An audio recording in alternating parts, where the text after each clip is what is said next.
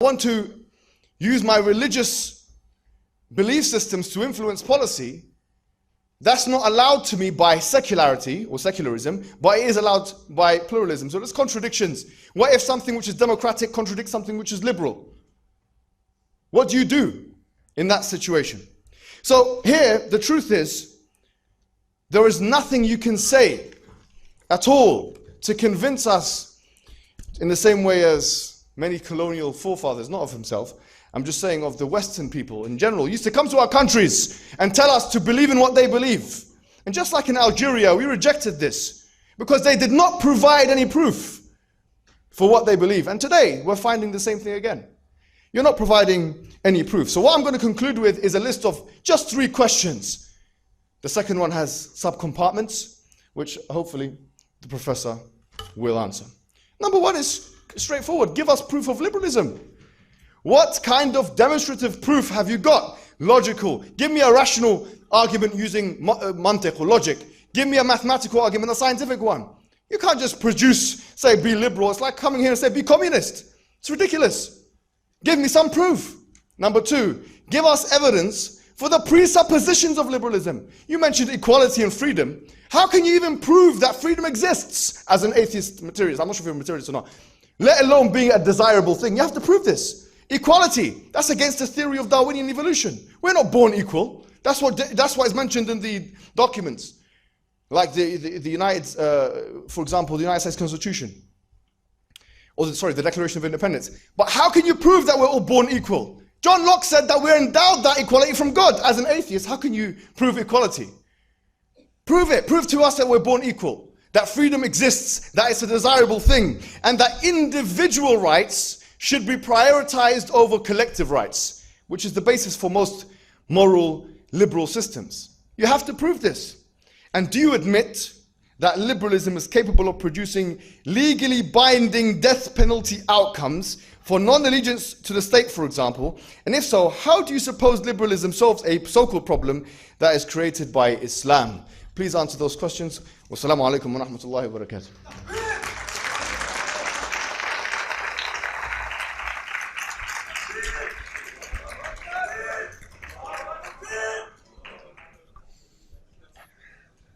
Thank you so much, Muhammad Hijab, for your presentation. We will now have the rebuttal session, where Dr. Lars will have 10 minutes to give his comments on what Muhammad Hijab have spoken, and you will have your time on the timer in front of them. So, without any further ado.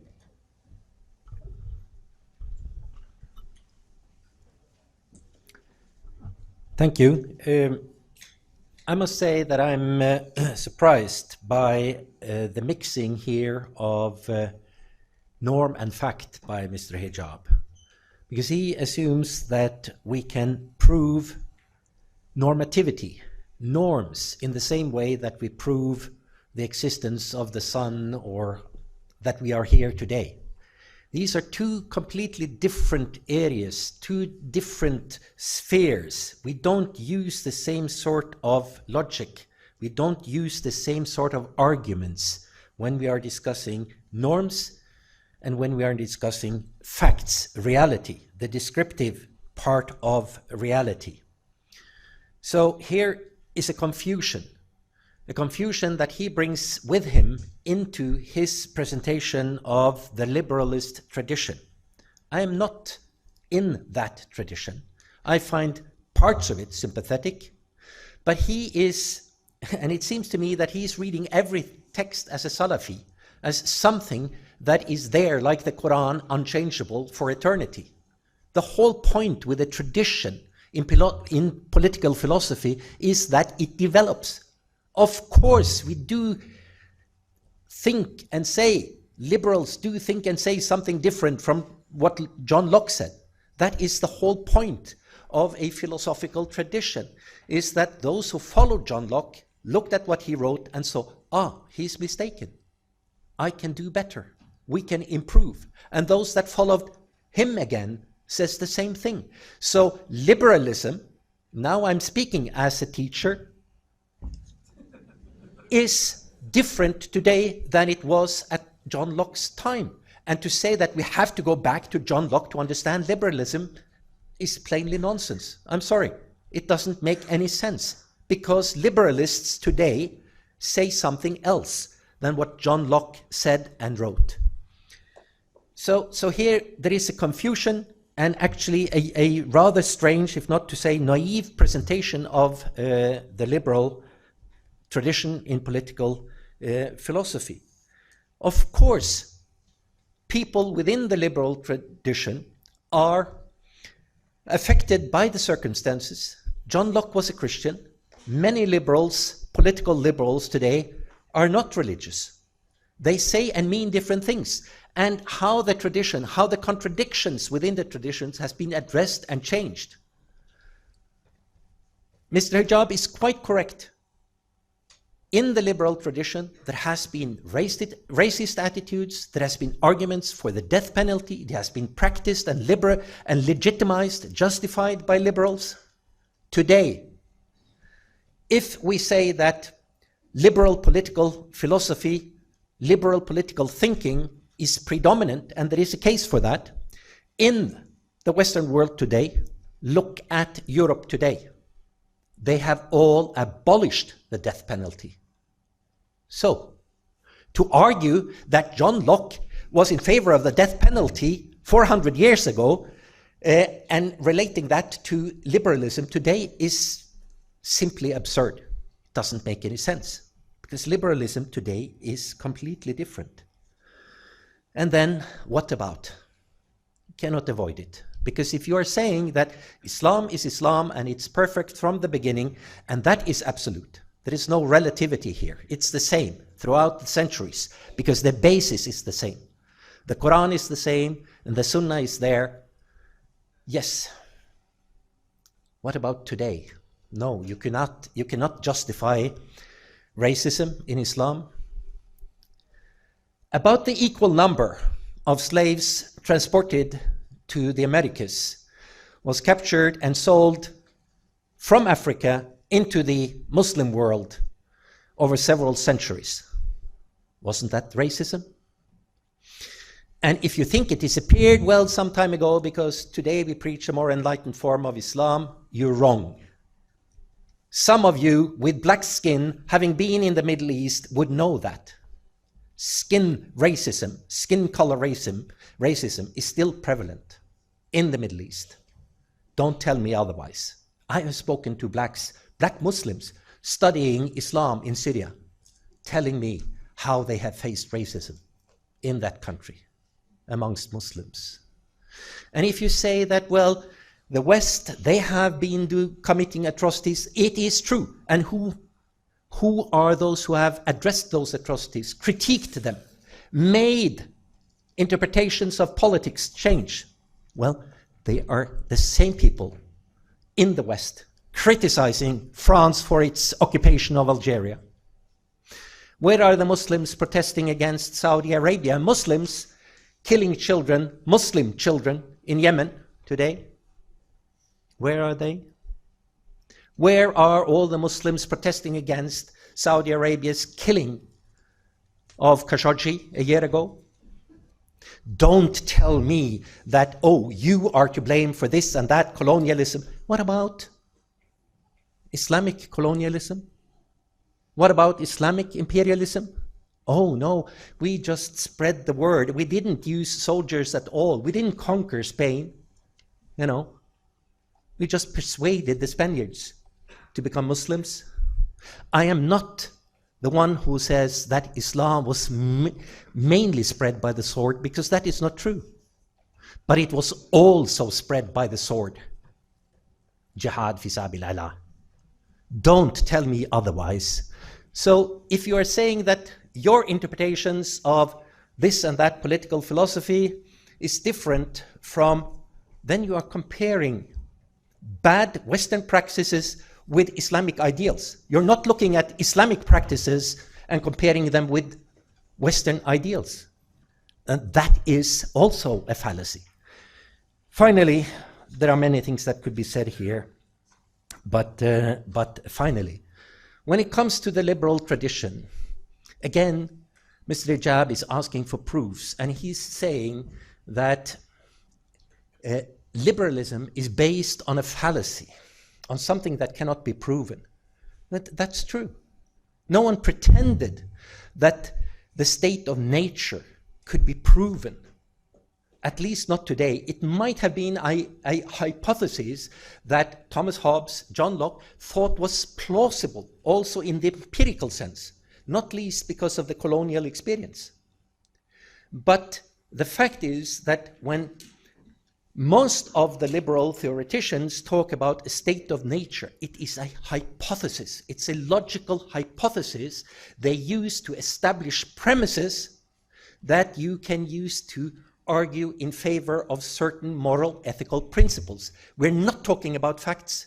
We are talking about norms. We are talking about the basis for a logical argument that can justify individual freedom, the state's need to withdraw from total domination of the individual, and so on. So again, there is a confusion of the empirical and the normative in Mr. Hijab's presentation, which I find very, very strange. Finally, if there is such a thing that, well, we are influenced by this and that, and we have the colonial past, and colonialism is wrong. Why? Why is colonialism wrong? I would like to have Mr. Hijab answer that. Because if he says it's wrong because, and I agree with him, then we have something common. In spite his religious starting point and my non-religious starting point. And that is what is interesting me. So, to comment on the questions, and I cannot do but comment on them, I don't need to give proofs of liberalism. It doesn't make any sense. First of all, I'm not a liberalist in the philosophical sense. And second, it is a sort of system that cannot be given proofs. It can be shown to be consistent or inconsistent. And because of certain of its inconsistencies, I am not a political liberal. So, and I've just commented on the evidence of liberalism's presupposition, the state of nature, born equal, etc. Born equal, yes. Are you saying that we are not born equal? That is also a hypothesis, of course. When Rousseau said that we were born equal, he did not necessarily mean that in a literal, empirical sense. But he said, when the baby comes out of the mother, they are equal. Some grows up slaves, some grow up as laborers, some will be princes and rulers. Of course he knew that. He wasn't a stupid man. But he made a premise that you have to argue why we are not equal. That is the important thing. So liberalism can produce various outcomes, as we have seen, but so will Islam, as we have seen. Thank you.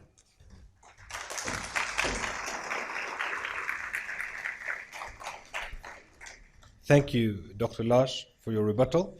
Now we will have Muhammad Hijab giving his 10 minutes of comments. So I'm very happy with that, actually. A lot of that is exactly what I wanted to hear. He said liberalism cannot be proven.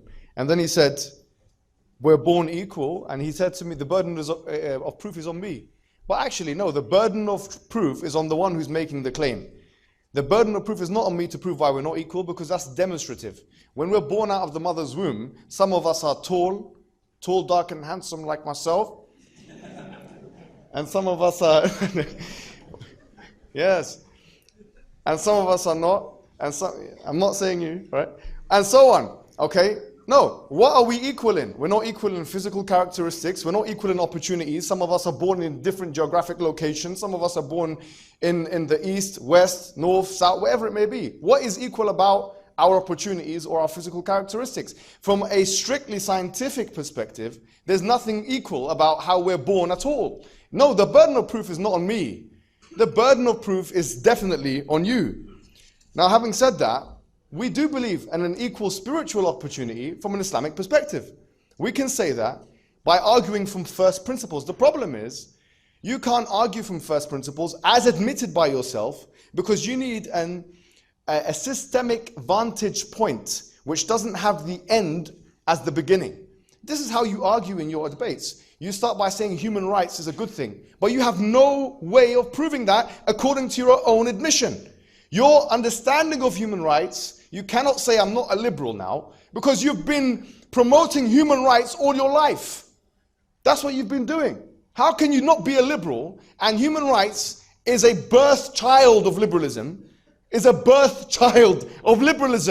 you've been promoting it, harassing Muslims in debates, telling them you have to be this and you have to be that, and you cannot even prove human rights because you cannot even prove its seedbed, epistemic seedbed, which is liberalism. Don't run away from the question saying that liberalism in his definition is lack of strictness. Well, I can say the Prophet said don't be strict. But that's according to our understanding, our jurisprudential understanding of strictness. You have to have when you say strict, what do you mean? You're talking about post-enlightenment ideas. This is perfect. This is the trap mode. And then he tried to say, because right now he's running away from it. Sorry to say, I'm not trying to push you into a corner. But what I am saying is, he came today and tried to equivocate. It's called the fallacy of equivocation. Use the dictionary definition of the word liberalism, when all his life he's been using the political, philosophical definition of liberalism. And by the way, the dictionary definition is informed by the political definition to run away from proving what he has to prove. That's the reality of what's happened today. Then he says, talks about discrimination. Now he's confusing feminism with liberalism. He says, why are women in the back and men in the front? This is a second wave feministic interrogation. Why should we go for a second wave feministic interrogation, not a third wave feministic interrogation, which would ask you, by a third wave feminist would ask you, how do you know they're women? Have you asked for their pronouns? No, honestly, how do you know? I mean, a queer studies theory would say that. So you're trying to force us, you don't even know what you're arguing for. That's the reality of the situation. You've come here with a gun with no bullets, and you've shot it at the wrong man. Because the reality is now you're being questioned on your own ideology. He says, John Locke, liberalism has changed since John Locke. If you listen to what I said, I don't care what John Locke said. I said it's the principles of liberalism. I used John Locke as a supporting argument, not as a main argument saying that everything that John Locke says is liberalism. I said that contractarian forms of liberalism, or otherwise we're referred to as contractual forms, which are the only forms you'll see in the whole wide world. Give me one Robert Nozick style utopian anarchy in his book, I'm sure you've read it. Non-contractarian form of liberalism on the earth today. You won't find it. Therefore, what's happened today is, it's as if I was debating someone about Christianity and Trinity and say, look, actually I don't really believe in Christianity, I only believe in parts of it. So of course you're going to run away from the question because you have to prove yourself at this point. And when neoliberal, yes, Orientalist commentators are questioned on their principles, they retreat. They run away from answering. And if they do answer, they'll be honest, like he has been, to be fair. Says, I can't prove this. And at the end, he tried to kind of run away from it and say, actually, you have to prove that we're not born equal. But actually, no, you have to prove that we are equal. Because that's a metaphysical equality. It's a metaphysical equality. It's not a physical one. You can't argue that we're physically equal. We're definitely not. So if it's a metaphysical claim, it requires metaphysical proofs. You have to provide that. He says, well, there's racism in the Middle East. I agree with you. But there's racism against black people, and racism against Filipinos, and racism against, even Arabs are racist against themselves. And racism is a problem. And I agree with all of what you said there. I don't have any disagreement with you on these points. But that's a straw man. I didn't say anything about it. I'm not here to defend the Middle East. If I was here defending the Middle East, I promise you he'd win the debate. I'm here to defend Islam. قال الله وقال رسول, Allah and the Messenger. I don't care what the Muslims do. Muslims are only applicable to the discussion if they form part of the ijma'. For example, in a jurisprudential sense. He says, Islamic colonialism. Well, look, even if there was Islamic colonialism, I was made very clear. I can't stand here and defend 1,400 years of Islamic history. Very clearly, if there was Islamic colonialism with the connotations that it implies, and you're asking me to condemn it, which is misappropriation of land, taking people out of their homes, that's wrong. We don't believe in that, but we do believe in an age of empire, where there was a medieval realist form in an international relations perspective of power relations. If you know your neighbor is about to take you over and you have two choices as a government, then it's not morally objectionable from my perspective to offer them the ultimatum first. It's not a UN style situation where we can agree. And Islam says if there are peace treaties in place to stop that from happening, and we're sure that our neighbors will not do that, then those peace treaties must be respected. So if my neighbor, if I was living in the medieval period, and my neighbor, my geographic neighbor said, I'm not going to, come into you, try and overtake you, you don't overtake us, and there was an agreement, I would say it's haram, wrong, morally unacceptable for them to invade. But unless the neighbor can provide such guarantees, then I would say it becomes possible and an option in that context, because you either eat or you're going to get eaten, as you would say in a biological sense, Darwinian sense. So really, these are the points. And he said that men and women. Let's take the gender, the dichotomous second wave feminist thing. How is that discrimination against women? I swear men and women get exactly the same. If men can't go into women's area, women can't go into men's area, isn't that the same? Isn't that the rights of men and women are exactly the same in that situation? How can you say that that's discrimination against women?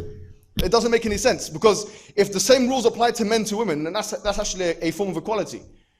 Now the question is, why do you allow certain separations in certain contexts? I'm from UK. We have girls' schools, boys' schools. That's an educational setting. This is an educational setting. I've never seen you condemn that. Why don't you condemn that? Why don't you condemn certain separated... why? Because the white man said so. That's the reality. When the white liberal man decides this is an acceptable form of separation which has no problem with our sensibilities, then we have to hear سمعنا وأطعنا. We have to hear and obey the colonial overlord. No, that's weak. Give us some proof. You've just come here and said, well, John Locke, liberalism has changed, therefore run away. No, you come here to a debate that is entitled, does Islam need to be liberalized? You need to show us first why liberalism is true and desirable before you can convince us of that. I know that Muslims have a bad track record, but what I'll say to you is this. As Muslims, what are we calling you to? In the last minute, I'll say this. We're calling you to forget about the hedonistic principle, where the procurement of pleasure is the main thing. We're saying constrict your pleasures. In the same way as Allah subhanahu wa ta'ala has constricted the laws of the heavens and the earth, has constricted the laws of nature, we're saying as Muslims, we would rather constrict ourselves in our behavior, constrain our behaviors in line with the divine guidance. Allah says in the Quran, which is actually a response to liberalism, I believe. He says, وَلَوْ اتَّبَعَ الْحَقُّ وَأَهْوَاءَهُمْ لَفَسَدَتِ السَّمَاوَاتُ وَالْأَرْضُ وَمَنْ فِيهِنَّ بَلْ أَتَيْنَاهُمْ بِذِكْرِهِمْ فَهُمْ عَنْ ذِكْرِهِمْ مُعْرِضُونَ. If the heavens and the earth had followed their desires, everything in the heavens and the earth would have been destroyed. We have come with the reminder. The reminder is to follow Allah's laws instead of following your own whims and desires, which is the essence of liberalism, the hedonistic principle. And then you'll find meaning in life. We should change the title today after this discussion to Should Liberalism Be Islamicized? Jazakum Allah khairan. Assalamu alaikum.